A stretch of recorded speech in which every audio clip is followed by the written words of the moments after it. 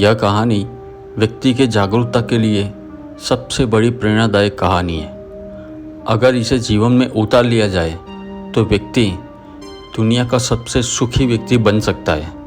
तो इससे पहले कि आप कहानी में खो जाए, वीडियो को लाइक और चैनल को सब्सक्राइब जरूर कर ले और नोटिफिकेशन बेल को ऑन ज़रूर कर ले। तो शुरू करते हैं आज की कहानी। एक गुरु के आश्रम में एक पिता अपने बेटे को छोड़ने के लिए आते हैं और गुरु से कहते हैं कि मेरे बेटे को अपने आश्रम में ज्ञान देकर मुझ पर कृपा कीजिए। गुरु का ज्ञान देने का तरीका बहुत ही अनोखा था। वह पहले उस ज्ञान के बारे में साक्षात्कार करवाते थे, उसके बाद उसके बारे में गहराई से ज्ञान देते थे, जिससे समझना बहुत ही आसान हो जाता था। गुरु ने इस लड़के को अपने आश्रम में रख लिया। वह लड़का केवल 13 साल का था, इसलिए वो खुद को अकेला महसूस कर रहा था। गुरु ने कहा, तुम्हें याद रखना होगा कि जीवन में व्यक्ति अकेला आता है और अकेला ही जाता है। यह बात व्यक्ति जितनी जल्दी समझ लेता है, वह व्यक्ति उतनी ही जल्दी आत्मज्ञान के रास्ते पर निकल पड़ता है। जो व्यक्ति अकेले रहना सीख लेता है, वही व्यक्ति खुद से प्यार कर पाता है, और जो खुद से प्यार करता है वह किसी के जाने का अफसोस नहीं करता है। धीरे धीरे तुम आश्रम के माहौल में ढल जाओगे। शुरुआत में तुम्हें परेशानी हो सकती है, लेकिन उसके बाद यही जगह तुम्हें अच्छी लगने लगेगी। कुछ दिन बीत जाने के बाद उस लड़के के वहाँ कुछ दोस्त बन जाते हैं। वह सभी दोस्तों के साथ खेलता है और खाना भी उनके साथ ही खाता है। लेकिन जब गुरु किसी बात का ज्ञान दे रहे होते हैं तो वो बहुत ही गौर से सुनता है।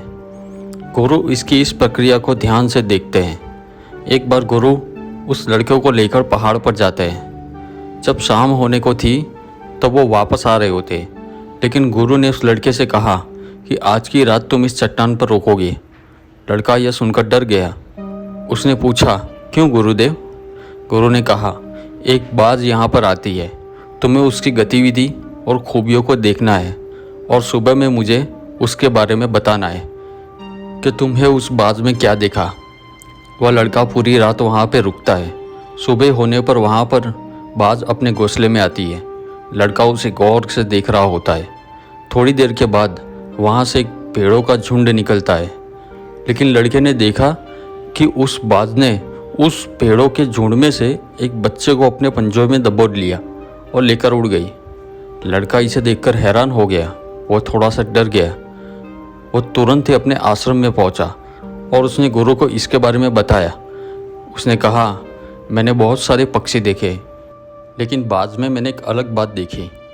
बाज अकेली थी, लेकिन फिर भी उसने झुंड में से बच्चे का शिकार किया। यह देखकर बाकी के भेड़ भाग गए थे। गुरु ने कहा कि क्या तुम जानते हो कि बाज में इतनी शक्ति कहाँ से आती है? उस लड़के ने कहा, नहीं गुरुदेव, मुझे इसके बारे में विस्तार से बताएं। गुरु ने उन्हें बाज की शक्तियों के बारे में बताना शुरू किया। दोस्तों, ये बहुत ही महत्वपूर्ण टॉपिक है जो अब शुरू होने वाला है, तो इसे ध्यान से सुने।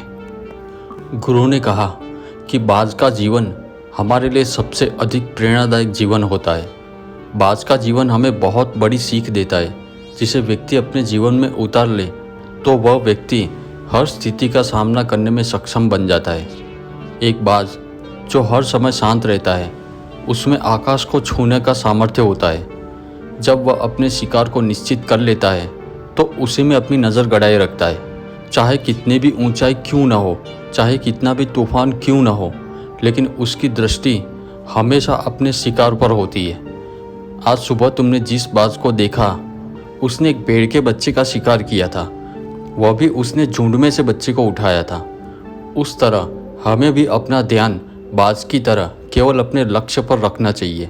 एक और बात जो हमें सीखनी चाहिए, बाज कभी भी दूसरे पक्षियों के साथ नहीं उड़ता है। वो हमेशा आकाश में अकेला ही उड़ता है। इससे हमें ये सीख मिलती है कि हमें छोटी सोच वाले व्यक्तियों के साथ नहीं रहना चाहिए, क्योंकि हम वैसे ही बन जाएंगे हम जैसे व्यक्तियों के साथ रहेंगे। इसलिए या तो बड़ी सोच वालों के साथ रहो या तो अकेले रहो।